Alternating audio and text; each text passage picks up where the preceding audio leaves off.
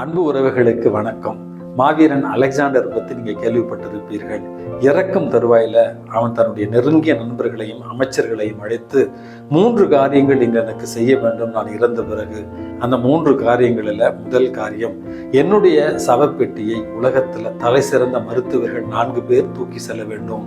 இரண்டாவது, என்னுடைய சவப்பெட்டி அவர்கள் தூக்கி செல்லுகிற பொழுது நான் சேர்த்து வைத்த தங்க நாணயங்கள், வைடூரியங்கள், மாணிக்கங்கள் இவற்றை என்னுடைய சவப்பெட்டியின் முன்பாக நீங்கள் தூவி செல்ல வேண்டும். மூன்றாவது, சவப்பெட்டியில என்னுடைய 2 கரங்களும் வெளியில தெரியுமாறு அமைக்க வேண்டும் அப்படின்னு சொல்லி அதற்கான காரணத்தையும் சொன்னானா.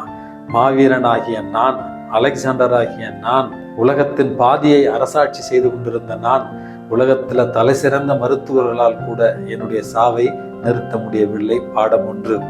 இரண்டாவது, இந்த உலகத்தை அடிமையாக்கி நான் சம்பாதித்த பொன்னும் பொருளும் செல்வமும் கடைசியில மண்ணோடு தான் போகிறது. பாடம் 2.